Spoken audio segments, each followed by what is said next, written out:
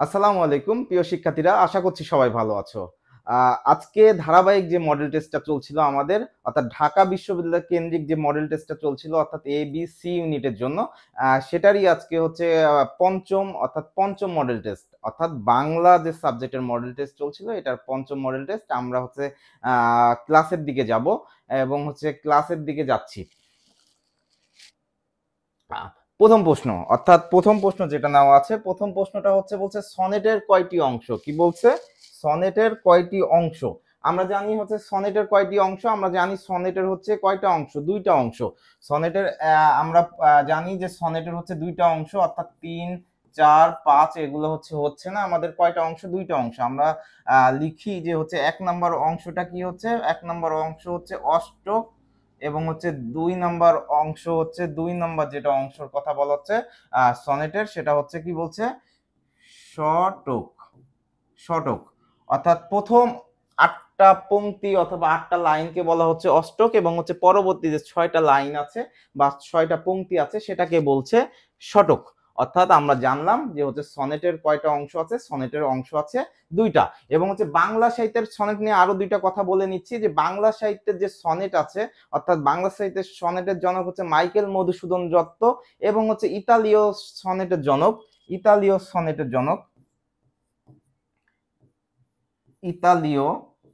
সনেটের জনক বলা হচ্ছে কাকে? পেত্রাককে। কাকে? পেত্রাককে ইতালীয় সনেটের জনক বলা হচ্ছে কাকে? পেত্রাক। এবং বাংলা সাহিত্যের সনেটের জনক বলা হচ্ছে মাইকেল মধুসূদন দত্ত। পরবর্তী প্রশ্ন, অর্থাৎ 2 নাম্বার প্রশ্ন। 2 নাম্বার প্রশ্ন আছে ধ্বনি পরিবর্তনের জায়গা থেকে, বলছে যে কি পিচাস থেকে হচ্ছে কি পিচাস, পিচাস থেকে পিচাস। আমরা একটু দেখবো যে পাশাপাশি যে বর্ণটা আছে, পাশাপাশি ব্যঞ্জনের যে পরিবর্তনটা, সেটাকেই বলছে হচ্ছে কি, সেটাকেই বলছে হচ্ছে ধ্বনি বিপর্যয়। আমরা দেখেছি যে ধ্বনি বিপর্যয়ের ক্ষেত্রে কি হয়, ধ্বনি বিপর্যয়ের ক্ষেত্রে হচ্ছে পাশাপাশি যে বর্ণগুলো আছে সেটা হচ্ছে কি পরিবর্তন হয়। অপনিহিতের ক্ষেত্রে আমরা দেখেছি যে পরের ইকার পরের উকার হচ্ছে আগে উচ্চারিত হয়, এবং বিপ্রকর্ষ যেটার নাম হচ্ছে মধ্যস্বরাগম বা হচ্ছে স্বরভক্তি বলা হচ্ছে, সেটা হচ্ছে কি পরের স্বর হচ্ছে কি মাঝে আসে, অর্থাৎ মধ্যে যখন স্বর আসে সেটাকেই বলছে যে বিপ্রকর্ষ। এখন আমরা যেহেতু পাইলাম হচ্ছে কি ধ্বনি বিপর্যয়, কি বলছে যে হচ্ছে পিচাস থেকে পিচাস যেটা এসছে, অর্থাৎ পিচাস থেকে পিছাচও বলতে পারি আমরা।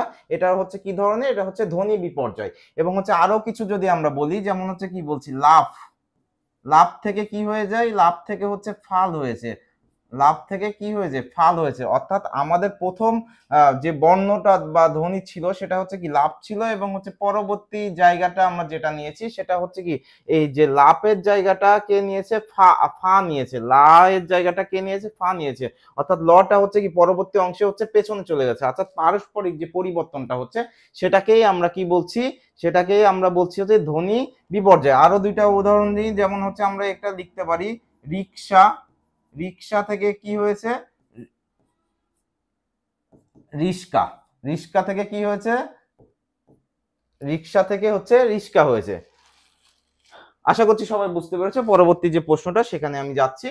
বলছে যে কোনটি সংস্কৃত তৎসম শব্দ, নিচের কোনটি সংস্কৃত শব্দ বা হচ্ছে কোনটি তৎসম শব্দ। এখন এই যে সংস্কৃত বা তৎসম শব্দ, আমরা জানি সংস্কৃত এবং তৎসম শব্দ যে হচ্ছে, বলছে যে হচ্ছে এই যে জায়গাটা আছে, আমরা দেখছি যে আমরা জানি যে সংস্কৃত শব্দের সাথে বাংলা শব্দের যখন মিশ্রণ ঘটে তখন আমরা বলি যে গুরুচণ্ডালীর দোষ। বাংলা শব্দের সাথে সংস্কৃত বা তৎসম শব্দের যখন হচ্ছে কি মিলন ঘটে তখন আমরা বলছি যে হচ্ছে কি গুরুচণ্ডালীর দোষ। প্রথম বলছে সব পোড়ার ক্ষেত্রে হচ্ছে আমরা কি পাচ্ছি? এটা হচ্ছে সব পোড়া হচ্ছে গুরুচণ্ডালী দোষের দুষ্ট। পরে বলছে যে মরাদাহ, এটাও গুরুচণ্ডালী দোষের দুষ্ট। পরবর্তী যেটা বলছে যে গরুর শকট, এটাও হচ্ছে গুরুচণ্ডালী দোষের যুক্ত। তাহলে পরবর্তী যেটা আমরা পাচ্ছি যে শবদাহ, এটা হচ্ছে সংস্কৃত বা তৎসম শব্দ। অর্থাৎ এখানকার উত্তরটা হচ্ছে শবদাহটা হচ্ছে সংস্কৃত বা তৎসম শব্দ। আশা করছি সবাই বুঝতে পেরেছো। পরবর্তী যে প্রশ্নটা, পরবর্তী প্রশ্ন বলছে খুবই গুরুত্বপূর্ণ একটা জায়গা, যে বলছে বলছে অর্ধমাত্রায় ব্যঞ্জন বর্ণ কয়টি, অর্থাৎ অর্ধমাত্রা যুক্ত ব্যঞ্জন বর্ণ কয়টি। আমরা দেখেছি যে অর্ধমাত্রা, পূর্ণমাত্রা বা হচ্ছে কি মাত্রাহীন, এই জায়গা থেকে প্রশ্ন আসতে দেখেছি, প্রচুর পরিমাণে এই জায়গা থেকে প্রশ্ন আসে। তাহলে প্রথমে বলছে অর্ধমাত্রা, আমরা এখন হচ্ছে যখন অর্ধমাত্রা অর্ধমাত্রা, মোট অর্ধমাত্রা বর্ণ হচ্ছে কয়টা, মোট বর্ণ হচ্ছে অর্ধমাত্রা বর্ণ হচ্ছে কয়টা, আমরা জানি হচ্ছে অর্ধমাত্রা বর্ণ হচ্ছে 8টা।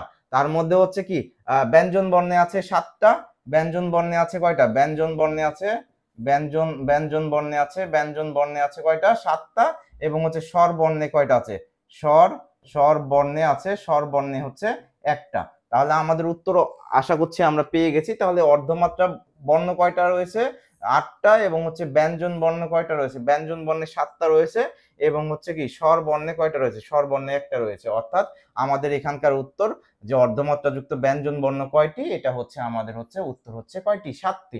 তাহলে 1টি হচ্ছে না, 6টি হচ্ছে না, কি 4টিও হচ্ছে না। পরবর্তী আমরা যাই। পরবর্তী বলছে নিচের কোনটি কম্পন জাত। এখানে একটু সামান্য একটু মিস্টেক আছে, আমরা একটু জাস্ট দেখবো বানানটা একটু। বলছে কি বলছে, কম্পন জাত, কি বলছে, কম্পন জাত। তাহলে একটু তোমরা এটা ঠিক করে নিও। বলছে নিচের কোনটি কম্পনজাত ধ্বনি, নিচের কোনটি কম্পনজাত ধ্বনি। আমরা জানি যে কম্পনজাত ধ্বনি হচ্ছে কি, আমরা এটা একটু দেখেছি যে বর্ণ এবং ধ্বনি পড়ার সময় মুখস্থ পাঠ টাইপের, যে হচ্ছে কম্পনজাত ধ্বনি হচ্ছে র, এবং হচ্ছে ডয় শূন্য র যেটা, সেটা হচ্ছে কি তারণজাত, তারণজাত, ডয় শূন্য র যেটা সেটা তারণজাত।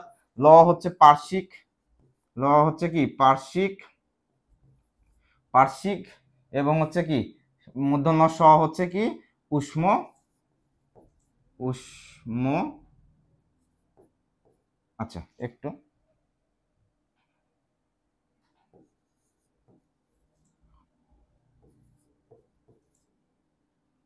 উষ্ম বর্ণ, উষ্ম, উষ্ম কি উষ্ম বর্ণ। তাহলে হচ্ছে মূর্ধন্য ষটা কি হচ্ছে উষ্ম বর্ণ। আমরা তাহলে আরেকবার চেক করে নিই। বলছে যে নিচের কোনটি কম্পন জাত, নিচের কোনটি কম্পন জাত ধ্বনি। তাহলে আমরা জানি যে কম্পন জাত ধ্বনি হচ্ছে র, এবং হচ্ছে পরের বর্তী অপশন যেটা ডয় শূন্য র হচ্ছে তারণজাত, ল হচ্ছে পার্শ্বিক ধ্বনি, এবং হচ্ছে কি উষ্ম বর্ণ হচ্ছে মূর্ধন্য স। উষ্ম বর্ণ কোনটা, মূর্ধন্য স।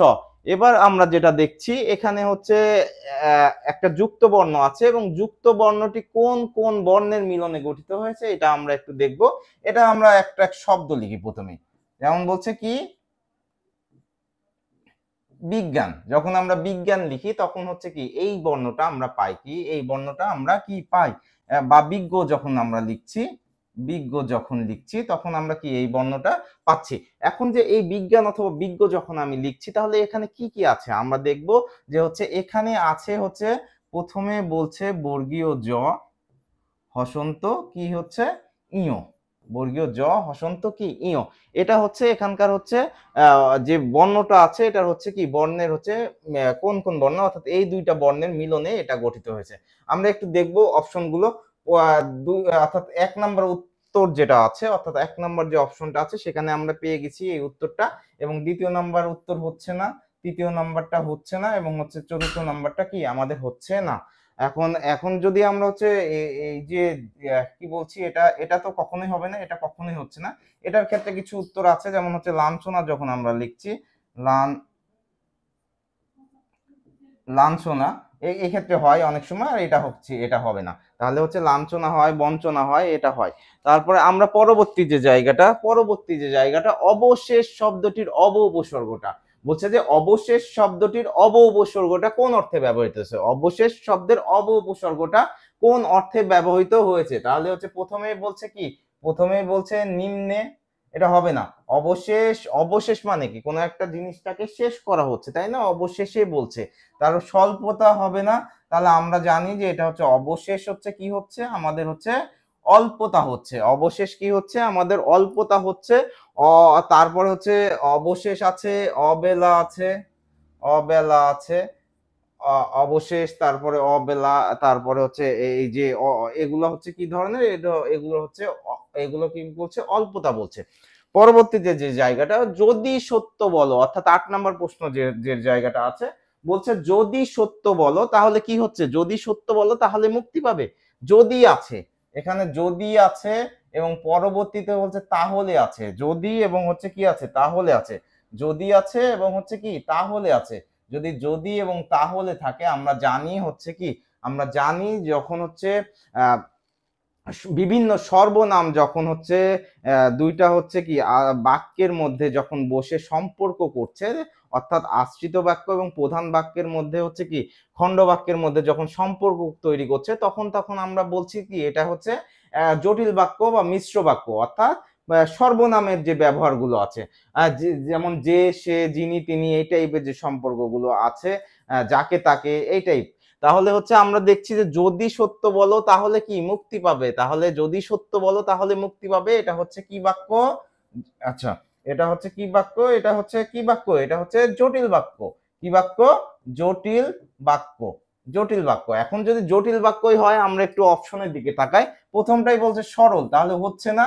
পরেরটা বলছে কি? পরেরটা বলছে মিশ্র বাক্য। এখন আমরা জানি যে মিশ্র বাক্যের আরেকটা নাম কি? আরেকটা নাম হচ্ছে কি বলে?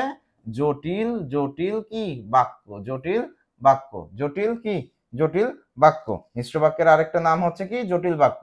যৌগিক বাক্য হচ্ছে না, কোনোটি নয়, তো প্রশ্নই আসছে না। তাহলে আমাদের এখানকার উত্তর যদি সত্য বলো তাহলে মুক্তি পাবে, এটা হচ্ছে কি ধরনের বাক্য? এটা হচ্ছে জটিল বাক্য। পরবর্তীতে জায়গাটায় যাই। বলছে তিলে তৈল হয়, তিলে তোল হয়, অর্থাৎ এই জায়গাটা এসছে কারকের জায়গা থেকে, অর্থাৎ কারক থেকে প্রশ্ন এসছে তিলে তৈল হয়। আচ্ছা, আমরা একটু দেখবো এই জায়গাটা যেহেতু গুরুত্বপূর্ণ, একটু আমরা দেখবো। বলছে যে হচ্ছে তিলে তৈল হয়, অর্থাৎ তিল হইতে তৈল হয়, তিল হইতে তৈল হয়, তিলে তৈল হয় মানে কি? তিল হইতে তৈল হয়। আচ্ছা, আমি এটাও তো বলতে পারি সূর্যমুখীর বীজে তেল হয়, তাহলে কি সূর্যমুখীর বীজ থেকে তেলটা কি সংরক্ষিত হয় বা আহরিত হয়, তাই না? এখন যেহেতু বলছে তিলে তৈল হয়, তাহলে কি তিল থেকে হচ্ছে কি উৎপাদন হচ্ছে, উৎপাদন বা হচ্ছে কি জাত হচ্ছে, তাহলে কি জাত হচ্ছে। তাহলে এই যে উৎপাদন যেটা বলছি, অর্থাৎ কোনো কিছু থেকে কোনো কিছু যখন আহরণ করা হচ্ছে, উৎপাদিত হচ্ছে, তখন আমরা জানি এটা হচ্ছে কি? এটা হচ্ছে অধিকরণ কারক। এখন যদি আমি কি বলছে, এটা হচ্ছে কি বলছে, সরি অধিকরণ বলে ফেলেছি, আসলে হচ্ছে অপাদান কারক হবে। কি বলছে? তিলে তৈল হয় যখন উৎপাদিত হচ্ছে, তখন হচ্ছে কি হচ্ছে আমাদের হচ্ছে অপাদান কারক হবে।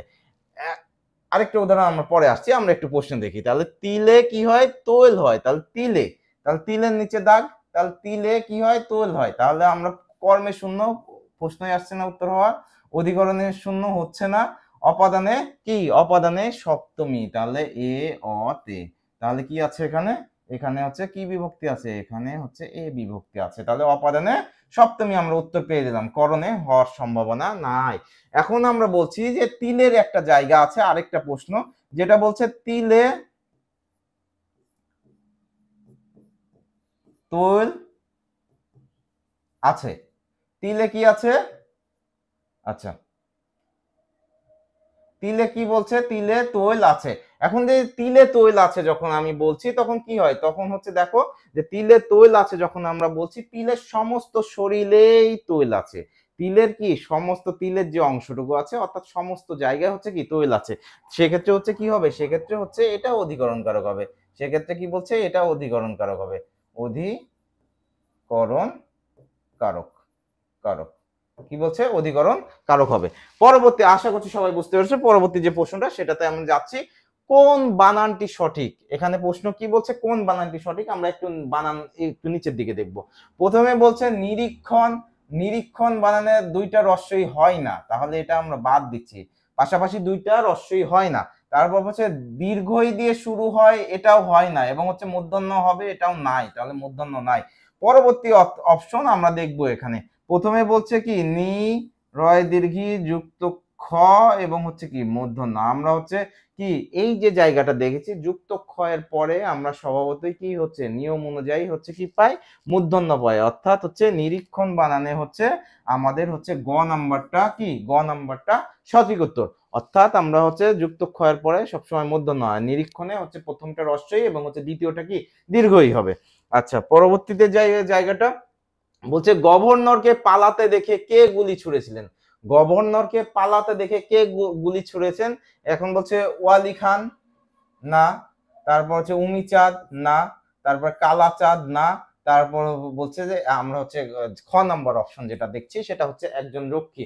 অর্থাৎ যখন হচ্ছে তারা গভর্নরকে পালাতে দেখে, অর্থাৎ গভর্নর যখন নৌকাতে করে পালাচ্ছিল তখন হচ্ছে কি এই যে একজন রক্ষী গুলি করেন, এবং হচ্ছে এটা হচ্ছে সিরাজউদ্দৌলা নাটকের একটা হচ্ছে অংশ, সিরাজউদ্দৌলা নাটকের একটা অংশ। পরবর্তী যাই বলছে, এটাও বলছে এদেশে থেকে এদেশকে ভালোবেসছি, বলছে এদেশে থেকে এদেশকে ভালোবেসছি উক্তিটি কার?